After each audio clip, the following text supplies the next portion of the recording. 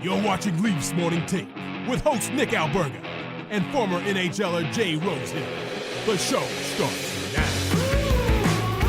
Well, my friends, the big day is finally here as we get set for the Four Nations Championship game here. It is Canada, it's the U.S. on a Thursday night. Nick Alberga and Carter Hutton for the Thursday edition of Leafs Morning Take presented by Bet365. What's going on, Huts? I'm doing well, buddy. We're repping, eh? We got our red on. We're wearing Canada. It's a big night tonight. Exciting times, man. Oh, yeah, eh? How about that, eh? Honestly, I'm pumped, man. I don't know what it is about this. Like, the Stanley Cup final doesn't do the same thing to me as this does. This is awesome. Oh. I'm looking forward to it. And I think it maybe because it's been a while. It's been a while, and I guess there's just a lot on the line now, a lot of bragging rights. That is the consensus. If you choose to go on social media, people are jacked. People are excited. For me, I think it's a major league question as to what type of game we're going to get tonight. And again, we're going to break things down over the next hour or so. I just don't see a pathway, Huts, where this game can live up to the expectation of what we saw on Saturday. I don't know if you feel the same way. Yeah, I agree. You know, I don't think we're going to see fights unless it gets out of hand, right? Unless it gets like one team's blowing the other team out or something like that. I think it's going to be straight to hockey right away. It's going to be who can implement their game right away. And I think there's just going to be like, it's going to be so well defended, in my opinion. I think both these D-cores and forwards, there's no time and space out there. I think it's just going to be a matter of one big play or a little game breaker that makes something happen. So it's exciting. And I guess there's so many storylines. And at this point, I guess because we've had so much time to break this down, I just can't wait to get going. Like, I kind of get sick of talking about it. At this point, let's just get it going. I'm looking forward to it. The extra day off killed me from a producer's perspective, trying to get set for Leafs Morning Take on a daily basis. The good news, the Leafs back on the ice. Open an account with Bet365 today and bet on a huge range of markets, whatever the moment. It's never ordinary at Bet365. Use code NATION, all in uppercase today. That's NATION, N-A-T-I-O-N. Our Super Chat charity partner this season is Sick Kids. Want to make sure that your question or comment gets on the show. Hit us up with a Super Chat. Proceeds from our Super Chat will go to Sick Kids, ranked the #1 research-intensive children's hospital in Canada and 3rd in the world. Producer Vic writes in, what is the autograph on your jersey, Huts? There's actually 2 of them. And I honestly, I don't even know. Is that bad? I've had this jersey for so long, Canada one. And then I have another one that's dirty because my kid was wearing it. But it was when I went to the World Juniors in 1999 in Winnipeg with my dad and my uncle, and I got that jersey. And to this day, my old man screams that's why I fell in love with hockey. So that one's a little messed up. And I got this one, so I have no idea. I was trying to break it down. We got number 8 on this one, and this one, nothing. I don't know. Maybe I was practicing my signature, getting ready for the show, but I don't know whose it is, but it looks good on there. You're telling me you could have like Eric Lindros's autograph on your jersey, and you have no clue? Yeah, it's up in the air. I don't know who it is. So this is it. Maybe I should take a photo and we can get it out there and see if someone can identify it. Cause I sure as hell can. Cause even my signature at times, it is sketchy. I have a couple of those. I have a Guts Everywhere t-shirt for Mark Mosier, the play-by-play voice of the Colorado Avalanche. I think it is Joe Sakic's autograph, if I recall. But there's no confirmation, but I do believe that's at least what Mosier told me, that it's Sakic's autograph on this t-shirt, but I still have worn it out. So yeah, that's deadly. That has got some, it's got some miles on it too. You might as well respect it, right? I never got the signature side of it, maybe because I played. So when we'd be signing autographs, I was just like, man, I'm just devaluing this nice shirt you have. But I get people are into it, and it's awesome when you get a legend like that. Speaking of which, in support of Sick Kids, Maxentius Decimus, KPG and I made a bet for the last U.S. and Canada game. I lost, so I have to write this super chat for him. I want Lisa and Tammy to come down to Greta Bar tonight in an arm wrestle for Leafs Nation supremacy. Wow. So I'm guessing Maxentius Decimus will be in attendance, and you talk about autographs. As soon as we walked in there the other night, we talked about it yesterday. Maxentius Decimus wanted a John Hancock from both me and Zach Phillips. So my second ever autograph there. Nice. I love it there. You're in the game now. You know what? Honestly, they're few and far between for me. I just signed a jersey the other day for a close friend of mine. His dad runs a charity here, Habitat for Humanity, and they asked for a jersey, and I signed it. And I was like, they're like, hey, I'm sorry making you sign this. I was like, literally, I don't get asked anymore. So this is a treat, right? I guess don't take it for granted because it ends pretty quickly. Producer Vic even signed the jersey, man. Or it was a t-shirt, excuse me. He had this t-shirt that his neighbor gave him. I'm sure in the chat he'll explain the whole story, but it's got something to do with the Leafs finally winning a Stanley Cup. And we hope just one day, but as mentioned, Huts, the Leafs backup practice. We're getting ready for the weekend. I think there's so many balls up in the air with this Leafs team, more so surrounding the two guys who'll be playing tonight, and Mitch Marner and Austin Matthews. But Max Pacioretty just can't stay healthy. And it is starting to concern me because I really like what he's brought to the table this season. And maybe it's the wrong time to say it's concerning when we're in February and he's been dinged up quite a bit. But he sustained a minor injury. Doesn't sound like anything serious, but like it's like every time he takes one step forward, it's two steps back. Yeah, it sure feels that way, right? And I've been on that side of it too. As you start to age, it gets harder. And now you look at the role that he is playing here too with Toronto, right? He's more physical. He is trying to grind. He's trying to put his physical play into this Leafs lineup. So it's really hard to sustain at that age, right? Like honestly, I've been through it. I've played, even just as a goalie where it's more wear and tear, less than it is physical contact. But as you age, it just gets harder. Everything gets trickier, right? So for him, it's a bit worrisome, especially as we look at this team and where he fits and what his role is as you get into playoff. Like, what is his, is he going to be available? Is he going to sustain this come playoff time? Yes, he might come out for game one of the playoffs and play really well and throw some body, but is he going to be there as they start to go on, right? And we know this is a war of attrition. We're seeing it right now in the Four Nations Cup with injuries and guys dropping out. And it's the same history around the playoffs and around this, last third of the regular season here. You need guys to be healthy. So it is worrisome for me. And, I hope it's just a little tweak. I hope it's something simple, but it seems like lately he's hurt all the time, and something that should be worrisome, I think, from the depth of the Leafs team.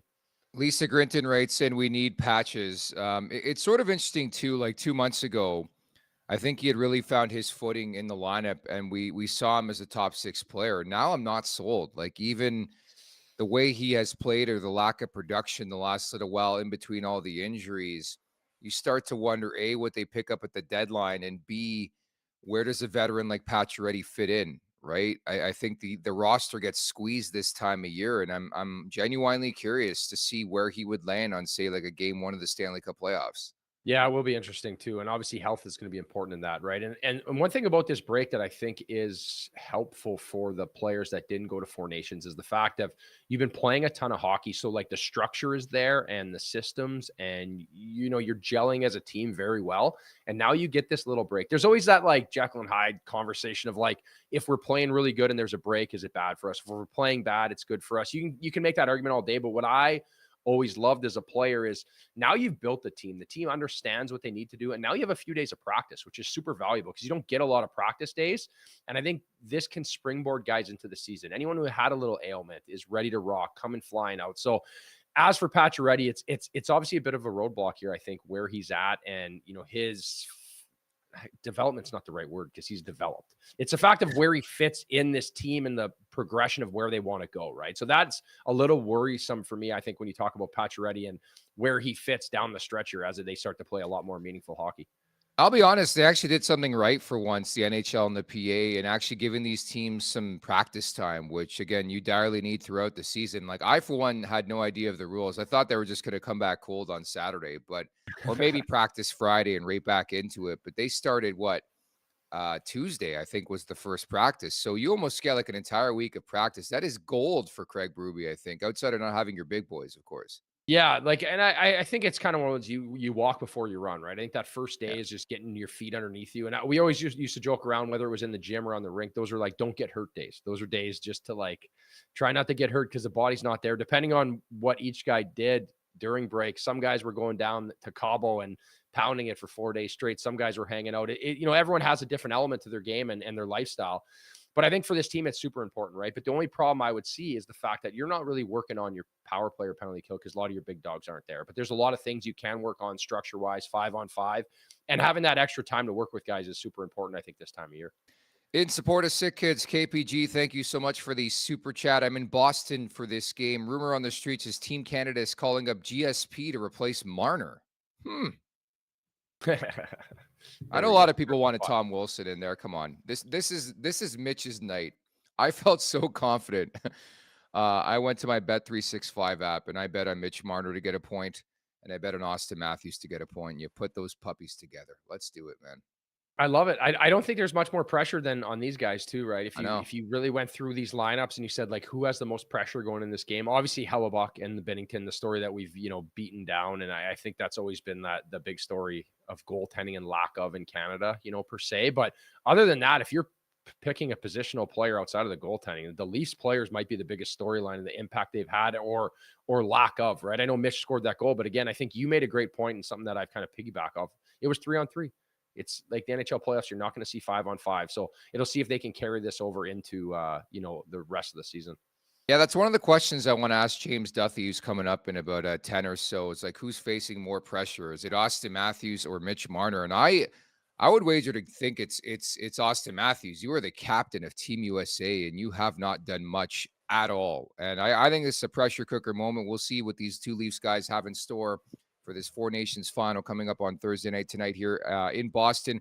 Presented by Fountain Tower, the Leafs Nation is hosting another watch party tonight at Greta Bar as Canada and the U.S. clash for Four Nations supremacy. Doors open at 7 for this free ticketed event with puck drop slated for just after 8. First come, first serve basis.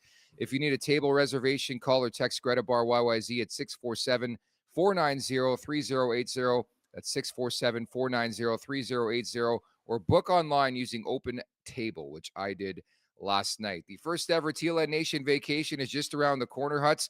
We're headed to Nashville from Thursday, March 20th to Sunday, March 23rd. In addition to supplying your ticket to the Toronto-Nashville game on the Saturday night, we'll be hosting a live podcast for all of you at Love and Exile Winery and Bar in East Nashville. And yes, a winery tour will be part of the experience as well. We're offering 2 packages, one with flights, $24.50 plus tax, one without, $12.99 plus tax. Hotel rooms are double occupancy. For more information on how to book, head on over to nationgear.ca. That's nationgear.ca, or check out the link in our show bio. Life's too short for ordinary vacations.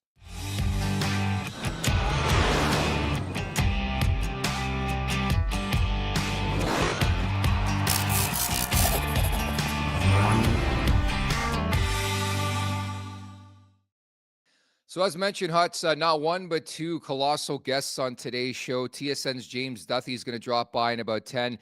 And you and I had a chance to spend about 20 minutes yesterday afternoon with Spencer Carbery, former Leafs assistant, now the head coach of the Washington Capitals. I can't wait for people to hear and listen to this. I thought he was awesome. Yeah, me too. Nick, I'm new to this, right?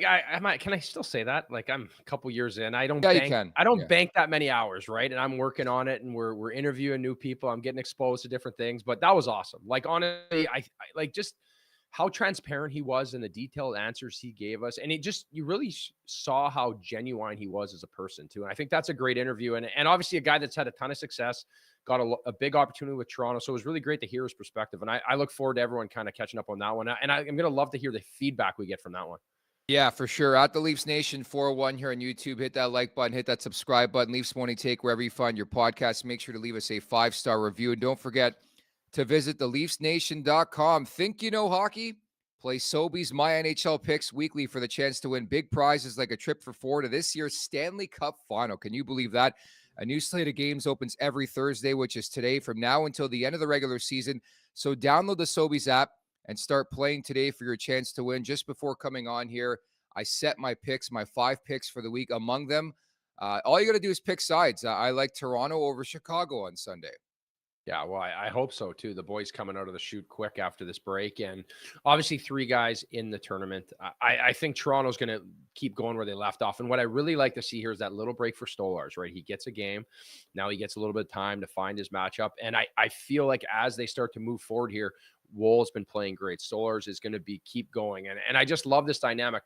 What I want to see, Nick, again with Toronto, is just bodies getting healthy and really seeing where we're at as we approach the trade deadline. Definitely. So we look forward to this one, Huts, though. This is the feature presentation. We do love our Maple Leafs, but this is the Four Nations final, Canada and the U.S. First and foremost, Zach and I put out a video yesterday about Austin Matthews and him having a new injury not related to the previous ailment. He says he feels much better. I thought he really had a fascinating quote. He wasn't going to miss this game. I get it. The guy's, loves his country. Who wouldn't? Who want to play through anything for your country? But what's been your read on Matthews' tournament, and more specific to that, like his commentary yesterday? No, obviously, I feel like he's going to be good to go, right? I think it was more precautionary than anything if he had something going on, and I don't think he would miss this game being the leader. I knew it. It's got to be something serious, though, for him to just miss a game and leave Team USA depleted with one player short, right? So I guess maybe that is worrisome in the sense of there's something going on. And I know as a fan outside of the game, you don't want to see him missing any time. We've already seen Charlie McAvoy go down and Shea Theodore. So there's been bodies removed that is going to impact their NHL teams. But for Austin Matthews, I think he needs to have a coming out party here. Offensively, it just really hasn't clicked for him. But what I do see in his game is he has been grinding defensively, right? He has been physical. He's using his body. So I think, again, we judge these guys by what they create offensively so much. But at times in a tournament like this, when there is no time and space and everyone's a superstar, they've adapted their game to play well inside their role and help their team compete. And I think Austin has done a good job of that. But missing that game, leaving his team depleted, coming back tonight, I think the pressure's all on USA here, Nick. Like, honestly, I think at home, they won that game. They talk about how USA's hockey is better now and how far it's come. In Boston, there's a ton of pressure on Austin's Matthews' shoulder tonight, I think, to have an impact on this game. Man, such a throwback seeing Brad Marchand speak to the media yesterday, and he was doing everything he always does against the Toronto Maple Leafs, where he's just showering the opponent with compliments. And I'm like, this is just chef's kiss. Said, really, they're really the best team I've ever played against. They don't have any weaknesses.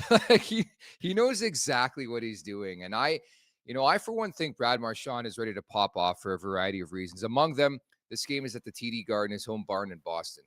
Yeah, he's going to be ready to go, right? He's put in a ton of big games in that. I was actually thinking, is USA's home tonight, I would assume, right? I thought it was odd because if Canada's visiting team, where he's going to warm up is going to be very unique, right? Like just the perspective of a player, right? Like I'm so used to warming up at rinks and knowing where you go and what you do. And now you're in your home rink and you're going to be in the visiting room warming up, which I think is going to be unique for Brad Marchand. But for him, obviously, there's a little bit of gamesmanship off the rink, right? This guy is an artist in doing it.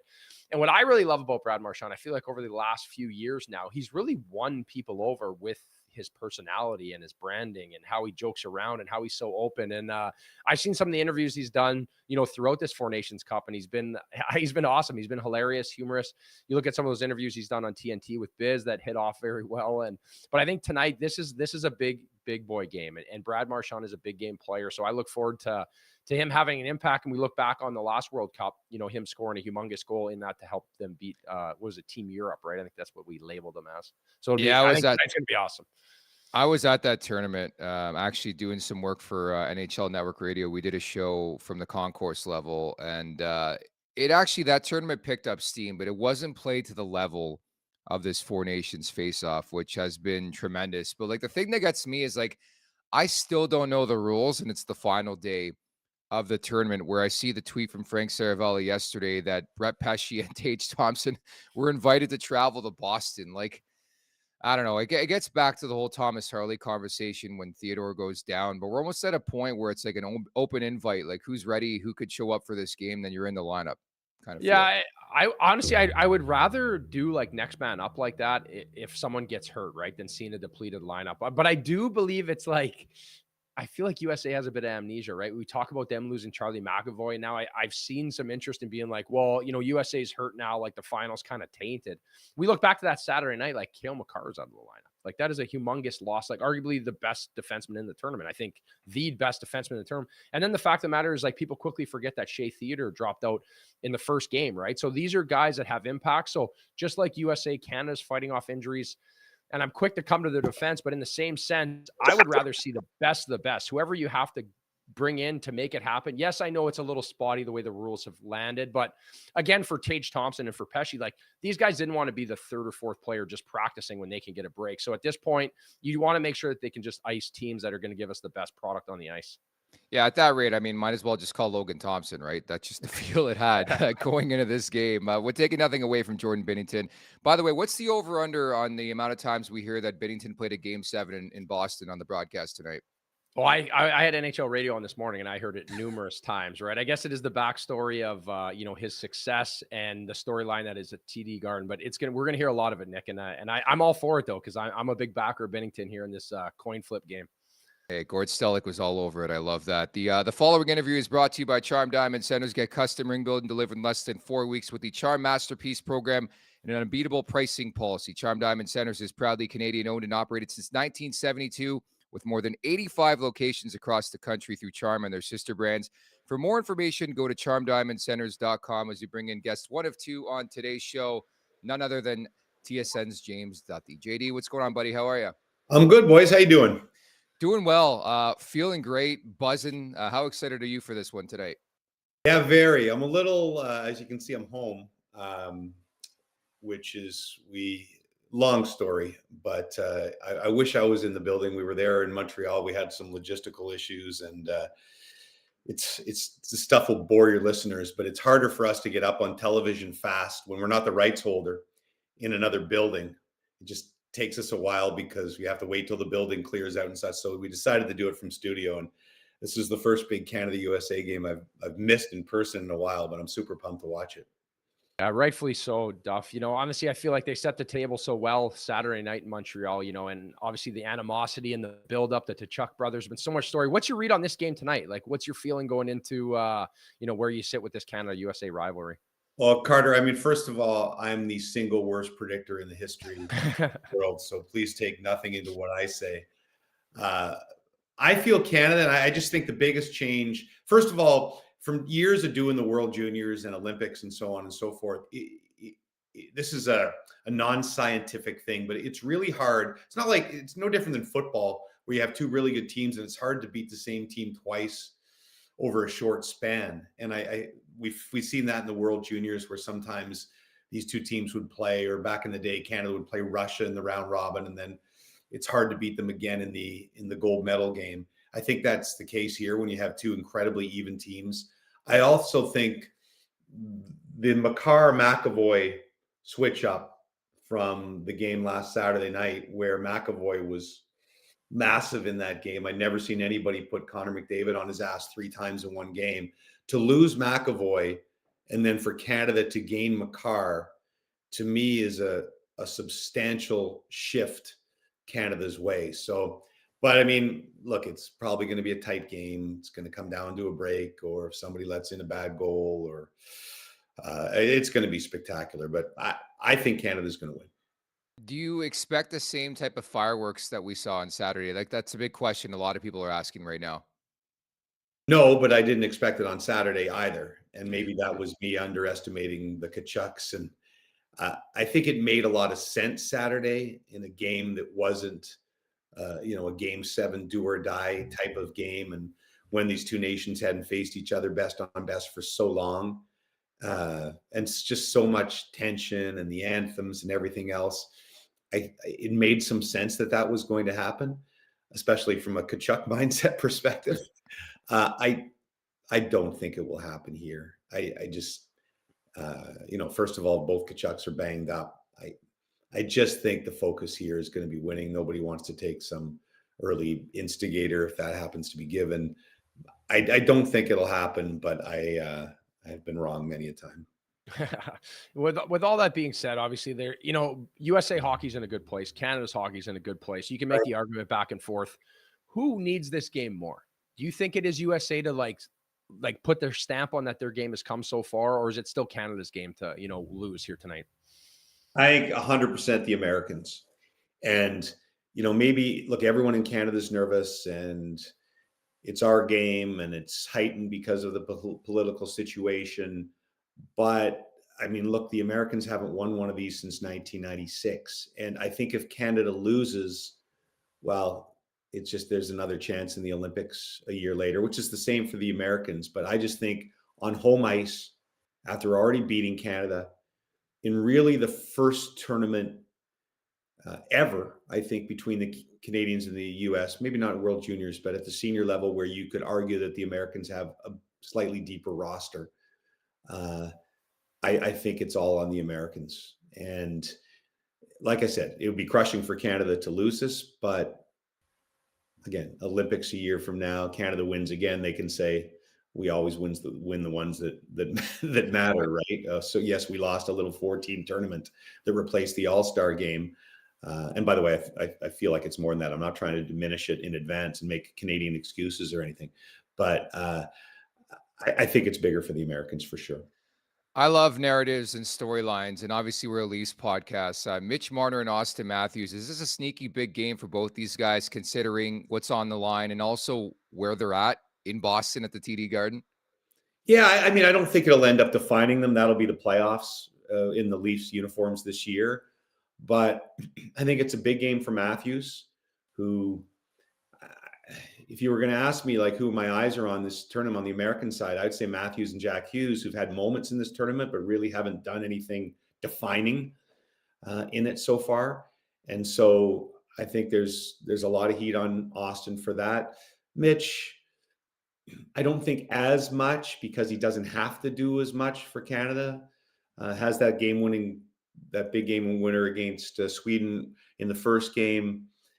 If Mitch, if he can contribute something, I think that would be critical for where he is at, contract and so on. But I don't think anything that happens to Mitch is going to define his future with the Maple Leafs or anything like that. It's neither one of them. But I feel like it's a bigger game for Austin Matthews just because of his position on that team in comparison to Marner's position on Team Canada. Yeah, I think that's a great point. Something I hadn't heard before. Like, he doesn't have to do as much, Mitch, right? He's, he has McKinnon, he has McDavid. And I think that's a great, and circling back to the Leafs here, obviously having the big three in the tournament, right? William Nylander makes the early exit. Sweden was close, right? Sweden had a few overtime games, or if that goes another way. What do you think of their tournament so far overall? I guess maybe adding Nylander in, and what does that mean for these guys playing this meaningful hockey, using that as a springboard as we look at the last third of the season coming up for the Leafs? Right. Taking injuries out of the equation, let's hope whatever Matthews has is not something that's going to linger, which I think would be every Leafs fan's fear, right? I still hear, as I'm sure you guys, from multiple buddies saying, why is he playing in this tournament after he missed the last game and was banged up for it? Now, if Austin Matthews was Canadian, I think every Leaf fan would be saying he's got to play in this game, right? It's a different perspective when he's American. So put it this way, I don't think that anything happens is going to have a major impact on what they do for the Leafs down the stretch or in the playoffs. But I would say this, in the case of all three, and it's harder for Nylander now because he's done, I think it can do a lot for your confidence. I think that goal against Sweden probably does a lot for Marner. I think if Austin Matthews scores 2 tonight against Canada and the Americans win, that's a lot that he can carry forward into a playoff series against Florida or Tampa or whatever. So I don't think there's a ton to lose for either one of them, or if you're talking about all three of them in this tournament. I think they've all done, kind of okay. Nylander had the puck a lot for Sweden, had a couple of defensive lapses, the same sort of stuff we see, I think, in Toronto. But I think in general, as long as they're healthy, the entire experience of the tournament is a massive plus for all three of them that should help them come playoff time. I would say, I don't think the outcome of what happens tonight really impacts that all that much. Yeah, sorry for interrupting. There's a bit of a delay, but yeah, I would just add too, like there's just forever a civil war in this market regarding all these guys, namely Mitch Marner. And I'll be honest, like I was feeling good about the Maple Leafs going into this tournament, but it has scared me shitless to see these Game 7 type games. And a lot of players have been on the record and saying this is playoff style, it's Game 7 feel. And then I go to watch the game and these guys are nowhere to be found. Do I have a reason to feel that way, do you think? Yeah, I think that's justified. Although when you are playing a playoff series, let's say an opening round series against whoever it may be, Tampa, Florida, Boston, it's not like this. The intensity is like this, but you are not playing all of the best players in the world. Like that game against the States on Saturday night was so great and so intense and so defensively almost perfect by both teams, with a couple of exceptions, that I didn't come here expecting Mitch Marner to be a dominant player in that game. Austin Matthews may be a slightly different story. So look, I think it's fair for Leaf fans to go, hey, these guys are mega superstars in the league, going to among the highest paid players in the league. Why can't they dominate in a situation like this? I think that's fair, but I don't know that it's realistic. Perhaps I don't know if it's realistic look at McDavid I think you take him out of the equation, right? Basically, because he's on a different planet than everybody else. besides that, you could go through both of the rosters. Nathan MacKinnon didn't have a good game against the Americans really on Saturday night. He wasn't that noticeable. He made some mistakes. Sidney Crosby didn't have a good game against the Americans. And then you go to the other side, and Jack Hughes and Jack Eichel didn't have great games, weren't that noticeable against Canada. So you know what it's akin to, guys? It's akin to watching your kid play. So, you go watch your kid play hockey and you're focused only on your kid. And so, he or she makes a couple of mistakes and you're like, man, he's having a bad game. And I always used to tell hockey parents, don't watch your own kid, watch somebody else's kid for a couple of shifts, and you'll find that they make the same mistakes. And I think that Leaf fans could be the same way. You're ultra focused on your players, and oh man, Mitch made a bad turnover there, or Austin didn't do something here. But there's just so little room out there when you have these two teams specifically playing against each other, that I think maybe the expectations for Marner or Matthews to dominate are a little out of sync. Now, that doesn't mean that they can't play better. And I think it's a fair expectation for them to do something and play better. I don't know if that's too convoluted to understand, but that's the way I feel. No, I agree with you too. I think it's a great point too. My son's 7 years old, plays hockey, and I say this the same thing in the NHL with covering the sport now. I feel like you watch a team for so long, you kind of get rose-colored glasses on, where you think everything is great, or at times everything's bad, because you're watching so much of the same players. You think they're better than they are. And I always give Johnny Lazarus a hard time about his New York Rangers, right? Like, he watches them all the time, and how at times I'm like, they're just not as good as you think. But in this tournament, right, I guess, because it's best on best, it changes the whole element of the game. Now, when you look at this game, if we take the goalies out of the equation, right, because we know the story about how Hellebuyck's the best in the world, how Binnington's questionable. Who else, if Canada wins this, who is that difference maker? Is it going to be McDavid, or is it a depth player because of that matchup? Or if they do lose, do you think it falls on Binnington's shoulder, or there's somewhere in between? I think it could be as simple as that. Binnington's done a lot of really good things in this tournament, but has also let in a shaky goal in every one of the games so far. And if it's a 2-1, 3-2 hockey game, if it's much like the game on Saturday night and there's one iffy goal that goes in, that's going to be a fair criticism, unfortunately, for him. I do think it probably comes down to the McDavid McKinnons for Canada to make a difference in this thing. The American D was so good. Slavin was, I thought, one of the best games I've ever seen the guy play. Again, I don't watch him on a night-to-night basis, but I think if Canada's going to break down that group, that it's probably going to come from one of their top players. And I feel like kind of the bottom six are going to cancel each other out, because they're both really good. They're both effective. It's just like our previous conversation. There's a lot of really good players on either side. So I think it's as simple as the high-end guys.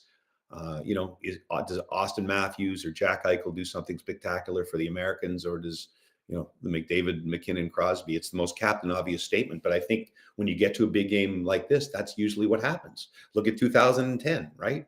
Sidney Crosby scores the goal. He's the difference maker that wins the biggest goal in the history of Canada. If that doesn't happen, who knows what happens? And we're rewriting history. So I do think that it's that simple, the superstars and goaltending sometimes, and special. You mentioned, yeah, you're right. And you've mentioned it. You covered a lot of these games, Canada and the US. What's your most memorable game that you've covered? Well, 2010, I was probably 30 feet behind Crosby. We had this, that was the day of the Olympic consortium between CTV and TSN and Rogers. So the panel, I was the host, and the panel was Nick Kyprios, Bob McKenzie, and Darren Pang. And we had this really cool set that would come out over the Zamboni entrance. It was like some retractable, funky set. And so we would actually sit in the stands, like the row behind the Zamboni entrance during the game with the fans, essentially. And then when the period ended, the set would go, and we do our intermissions right from there. And so I was, just above Ryan Miller when that goal was scored. And so nothing will beat that in my lifetime. I don't think. I can't imagine a scenario bigger than that. And I heard some people saying that this game feels, if not the biggest game since then, maybe even bigger because of the political ramifications. I think we're getting carried away. Like, if you can go back to 2010 and how that felt, to have the Olympics in Canada. And as great as tonight's going to be, you can't compare the two things. And I do think that next year, if we get Canada, USA in a gold medal game, again, it will be elevated an extra degree to what this is tonight. But again, tonight is going to be spectacular. Couldn't agree more. I guess the best outcome from a Maple Leafs perspective, Matthews hat trick, Marner hat trick. Marner wins it in OT. Appreciate your time. Enjoy the game. Boys, always great chatting with you. Enjoy it. You as well. James Duthie from TSN breaking down the Four Nations face-off final here between Canada and the U.S. I'm Jack. We've been talking about it for a couple days now. I just want to get to the game, but I do think there's a bit of a, sneaky game mentality to it. Like I know it's just one game, but it would be really good from a Leafs perspective, Hutch, just to see something a bit different from Marner, Matthews, a key play, a key moment, being a big difference maker in this game. I think you talked about it in the interview. Depth scoring going to be huge. The bottom six. Imagine Mitch can score a big goal or set up a big play. Like, I think that could be the difference in the game, quite frankly. I honestly I think it's going to be like a little play here or there that just breaks it open, like something that needs to be created. Because again, we've touched on it so much, and I think Duff did a great job of talking about the fact of the matter is there's just no time and space out there. This is different than an NHL game. It's different than an NHL series. And even like the sustainability of this tournament is not there. Like they can't play this brand of hockey for an 82 game schedule. So tonight is going to be tight, but it is going to be a game where maybe there's a mistake or maybe there's a lost coverage where somebody makes a big play. And I think for Mitch, we're so used to seeing him in space and creating and using ice where just right now there's no ice because you're talking about playing against the top 6 defensemen the United States has to offer. And like you have Dylan Larkin on the fourth line. That's a guy that like, what are you talking about? He's a top center on majority of teams, right? So you just think about that depth, that center and what they have. So there's no time and space to create. And I think it's just going to be a little break here or there. And you don't know when it's going to be. And I think that's what's important with the experience, all the cups that Canada has. They can go into this game and they have leaders in the room talking about staying with it, right? Being persistent and staying on it all game. So I look for a little play like that. And man, it would feel good to see somebody break out here tonight. It would, for sure. So many thanks to James Duthie for dropping by. We're going to get now to our other interview. And again, you're going to enjoy it just as much. Presented by Fountain Tire. Join us for Flight Night, Saturday, March 8th at Greta Bar YYZ as we host a watch party for the Toronto-Colorado game. As part of Flight Night, one lucky winner and a guest of their choice will win a spot in the first ever TLN Nation vacation in Nashville happening March 20th to 23rd. To be eligible, all you need to do is purchase a $10 ticket for this event at nationgear.ca, and you'll automatically be entered into the raffle draw. On top of that, you can buy additional raffle tickets for the draw for $20 a pop in support of One Broken Biker. Please note that you must have a valid passport that is not expiring within 6 months of travel, must be 21 plus to enter. See full rules at nationgear.ca. Once again, general admission for the event is $10. Additionally, you can get a VIP ticket for $40, which includes a Greta burger, beverage, and a game card. Pretty damn cool. Just come on out to Greta. You have a chance to go to Nashville, just like that. Yeah, unreal. I love it, Nick. I love this interview, buddy. This is a good little segue, buddy. Nashville's going to be awesome, and I can't wait to hear what everyone thinks about this interview next. Without further ado, here is the head coach of the Washington Capitals, Spencer Carbery. Spencer, thank you so much for joining us today. First and foremost, how was your break? It was good, really good. There was a few travel hiccups with the weather, but was able to go watch my son play in the Quebec Pee Wee tournament in Quebec City. So that was my first time there, and what an experience. It was an amazing city and pretty cool tournament to be able to witness. Yeah, I believe it, Spencer. Obviously a good break for you and your guys, right? How jacked have you been watching this Four Nations Cup? Obviously a huge final coming up here between Canada and USA. What's your take on it? I think it's been phenomenal thus far. I mean, the way that I look at it, us hockey fans and people that are involved in the game, I mean, we appreciate the level of skill and the ability of these the best of the best players. But I've also noticed the casual fans, and that's where I think this tournament has done such a service to our game, is casual fans have tuned in and watched and gone, wow, this is amazing.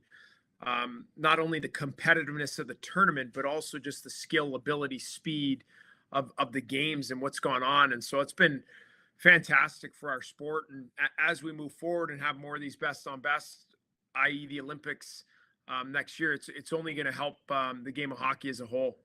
So thankful we get to relive Saturday night. I'm still buzzing over it, but we get it again on Thursday. What did you make of the 3 scraps in 9 seconds there? It was pretty intense. The one, I was in Quebec City, and the families of the team are watching, and now all of a sudden the restaurant that we're in is buzzing, and got a ton of texts from friends and people all around the country, in the United States, Canada.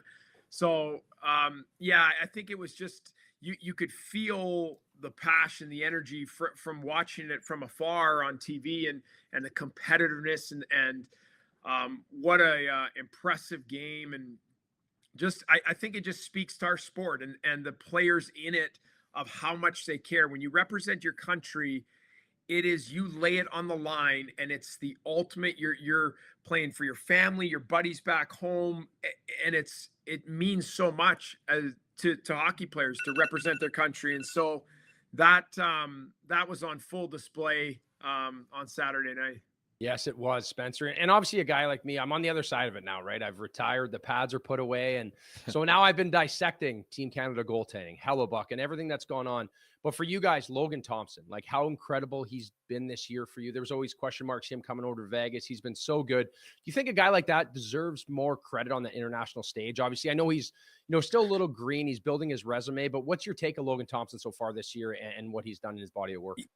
Yeah, I can just speak for here. And I know those decisions, it's easy to, to look at Logan and the season he's had and say, those are really, really hard decisions to make. Do I feel like, because I watch Logan on a game by game basis and I see him every day as a coach, am I like, hell yeah, I would want him in any tournament that I'm playing in? But it's easy for me to say that because I'm here and I see it. And he's just been fantastic. And I think maybe the best way that I can sort of describe him, and a lot of people know this now from his past and his progression and path to the NHL level, is he's just always proven people wrong. And he's always gone into seasons and had a little bit of a chip on his shoulders, but he's got this ultra competitiveness to him that when he came here this year and we made the trade to acquire him from Vegas, we didn't know we had Charlie Lindgren here, who had a fantastic year last year, and Logan coming in here, it was sort of, hey, you guys are both going to be huge parts of this team. And he's come in zero. Oh no, I need this, and this. He's going, nope, I'm going to prove it every single night that I get an opportunity to play in the net. And we've sort of gone back and forth with him and Chucky all year. And yeah, Logan just continues to, and he's earned a great contract, and hopefully going to be a Capital for a long, long time. I love that you guys have 2 lefty goalies. It makes my day. Yeah. But it's got to be the answer to a trivia question down the road. It has to be. But throw where you're from out the window. What do you expect on Thursday night? Who wins? Oh, man. You know what? Hold on. Back to the lefties. Something crazy that we are trying to brainstorm and figure out on the fly, because this is such a rare thing, is practicing shootouts with 2 goalies that are lefties. So I think we might be 0-3 or maybe 0-4 in shootouts this year. I think we have 1 goal and maybe 10 shots. Now, obviously, but it's hard for us. So we're trying to figure out ways to brainstorm. So we may bring in a 3rd guy to practice shootouts, because our players are like, it's hard for me to practice my shootout moves when I can't. It's totally different in a game. So that has provided a challenge as a coach that I didn't think I would ever face, but trying to help us with the shootouts. I'm so torn on multiple fronts on this, because I'm a dual citizen. I'm lived in the United States the last 20 years of my life. I grew up in Canada. I am right on the fence on this, and I apologize, because that is the last thing you want to hear. So I'm really, really torn on this one. Yeah. Well, I'll be more biased, because I'm pulling for Canada, though, even though I spent a majority of my adult life. And as like Steve Ott used to say, Canada made me, America paid me. Right. So it's one of those things. I always love that. And I love the challenge of the left-handed goalies. Right. It's something, for me, always watching is a unique perspective. Right. It's a different look for players. Right. So I love how you're trying to get over that and find a righty. And I guess that, a guy like me, like I played in the East Coast, I played in the American Hockey League. I worked my way up. I was a backup, and then I got a chance to be a starter. What's the adjustment for you from coaching, working your way up and then being an NHL assistant to becoming an NHL head coach? Like, perspective for fans or people around the game, what like changes in your livelihood coaching behind a bench when you go from the assistant to the bench boss? So I think that the first point you brought up it was huge for my individual development as a coach. Is my years I spent in Toronto gave me an opportunity to get on an NHL bench and really truly feel that, and gain experience and learn every single day. Not just learning from Sheldon, but learning from all the players and the practices and going into the different buildings. And here's how you handle this situation. And here's what a back-to-back looks like when you travel from city to city, and all that experience that you gain on an NHL bench as an assistant. I always say this, like, I feel like I got a 2-year master class in coaching in the NHL, because as an assistant, you're in a secondary role. You're in the background a little bit. You've got your responsibilities, you've got your meetings, but you have all this time to take in all this great information and learn from Jason Spezas, Jake Muzzins, all these people that you get to pick their brain, Mark Giordano, and then obviously all the elite players that you're around, and you get to see how Willie thinks the game and how he sees things on the power play. And so like I left Toronto feeling A, grateful, B, gain all this knowledge, and C, really, really confident that, okay, now I feel really comfortable. I believed that I could be an NHL head coach before coming to Toronto, but now I really feel comfortable and confident of being able to get on that bench as a head coach in the National Hockey League. What do you remember about that moment the Caps offered you that job where you like to Sheldon, peace, I'm out, see you later? No, I was very it was humbling because I felt bad, and because being a part of Sheldon's staff and not being able to finish the job. We won the one round. We beat Tampa the year, my last year there. But just really grateful and thankful that he took a chance on me. Like, he called me, he didn't know me. He didn't hire his buddy to run the power play. Like, he called me out of the blue because him and I had coached against each other, and he respected the job that I had done and wanted to pursue interviewing me to run the power play. And I was like, I'll be forever grateful for him taking a chance, because there's not a lot. Even Kyle Dubas, I owe a ton of credit to, is that they took a chance on an American League head coach to run the power play in Toronto. And that, I know you guys would know that's not a lot of people would take that chance. So I will be forever grateful for them taking that chance on me. And the reason I'm sitting here in Washington is because they did take that chance on me. Yeah, and I think that's important. I think from my perspective, it's refreshing, right? Because even at times when I was trying to break in as a goalie, you see guys get regurgitated all the time, right? Guys that were older and you knew you could play. And I think we do that a lot with coaching. And, I guess from the perspective now that you're in sitting as a head coach, like, is there any advice you'd go back to when you first started on the East Coast, or things you would work on, or kind of, just for maybe a young coach watching this interview? Yeah, great question. You know what I would say? And it's something that I learned really, really early on. It's the best thing you could do, especially in the minor leagues, especially junior, young coach coming up. You want to win hockey games. Absolutely. Whether you're a head coach or assistant coach, you want to be competitive. You want to be invested. You want to work hard, all these little things. But every day, if you come in and you have an approach, I'm going to make our players and our individual guys somehow, some way better.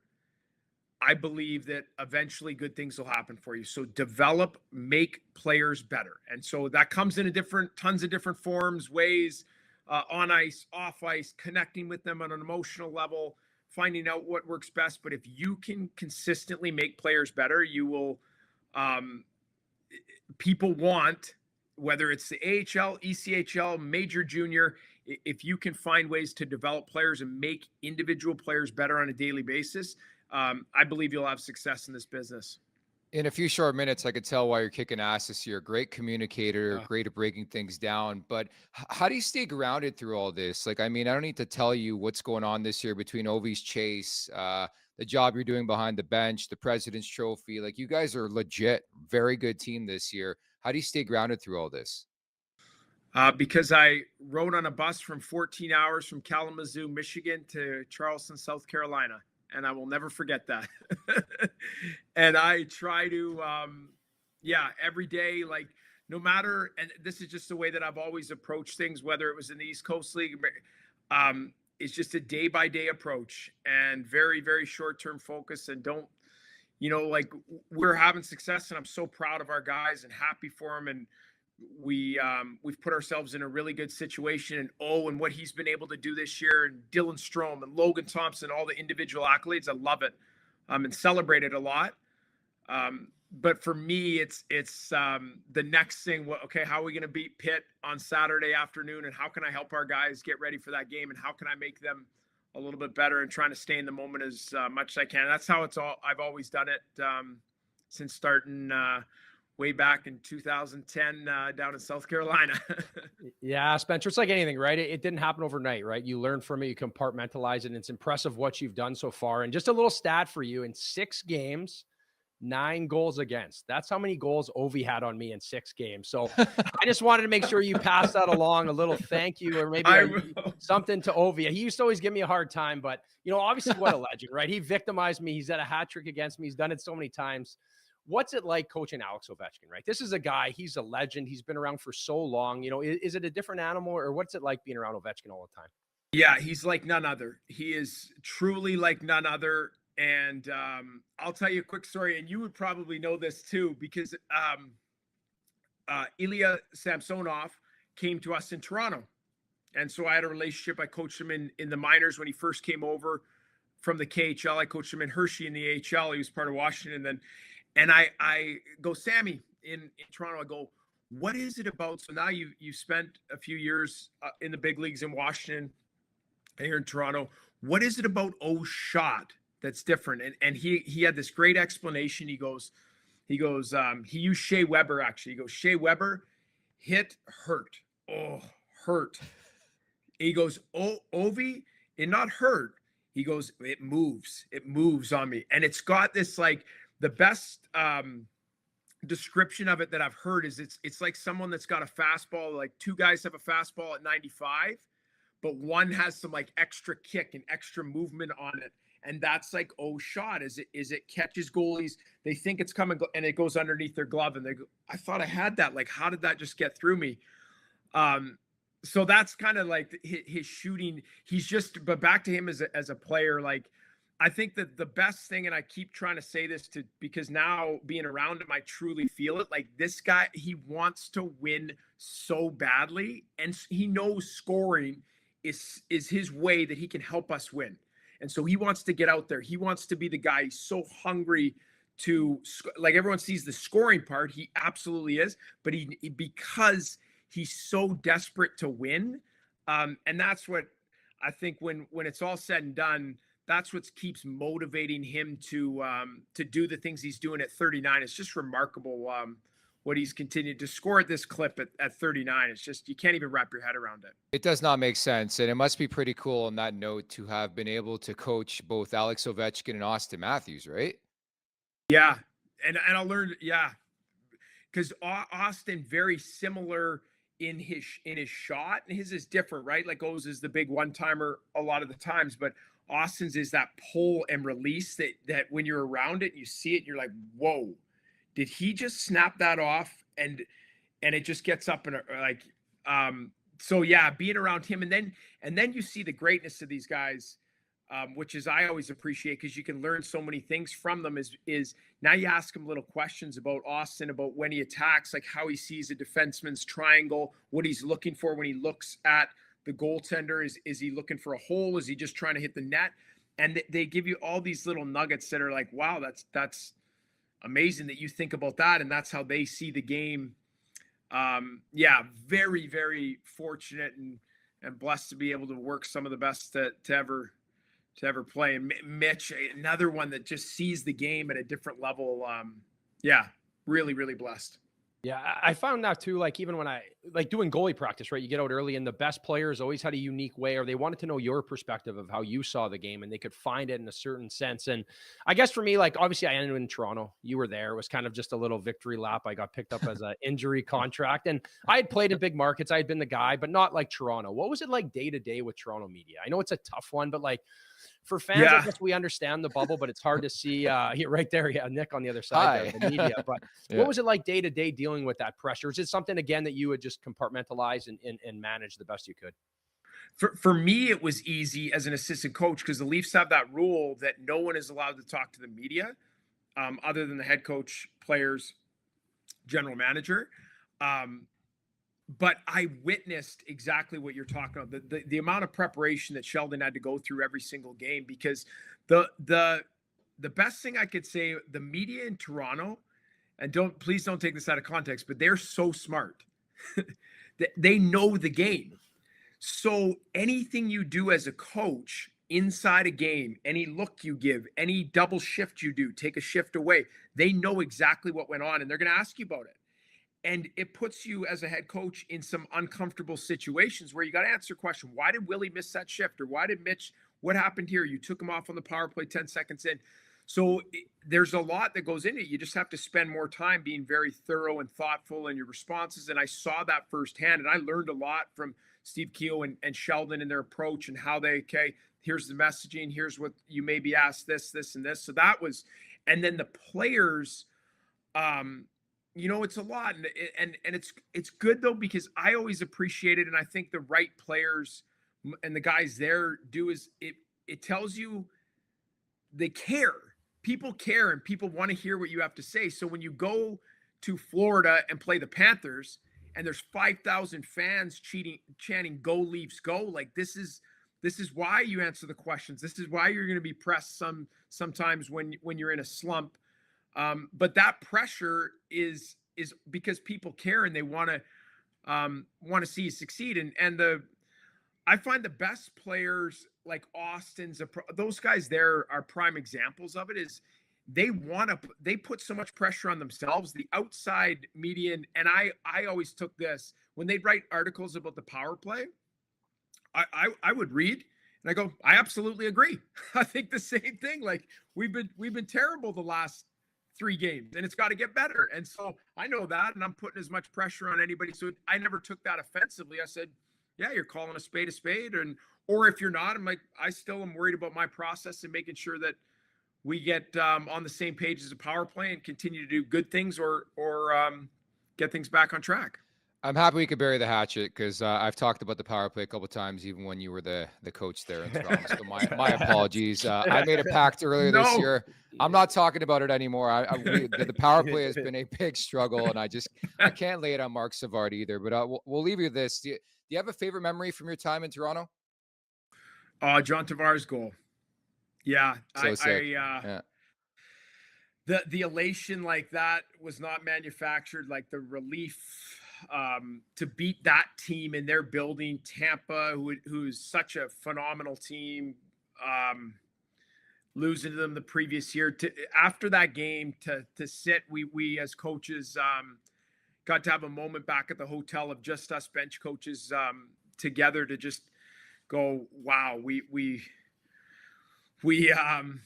finally have won a series and beat Tampa Bay, and to do it in the fashion that we did in overtime and that, and obviously wish we could have gone a little bit further and given Florida a better matchup there. But that moment was, I'll never forget that in Tampa Bay in overtime.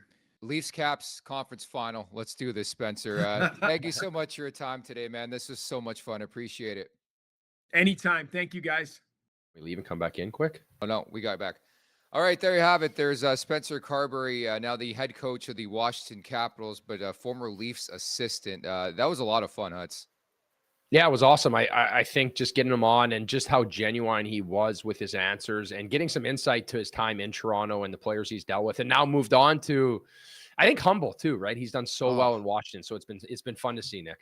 Dude, I've done a trillion interviews, not to boast, like in my career. That was like a top 3. Like I just thought he was such a really good communicator, and I'm trying to figure out like how the Caps just figured this out. And then you watch him speak, and it's like you can already tell. I think players want to go through a wall for this guy, and like I like how humble he was. I like the credit he gave to like even a Sheldon Keefe, who he's right brought an American Hockey League coach to coach the power play in the National League, and I think it's all about those breaks and what you do with them in your career.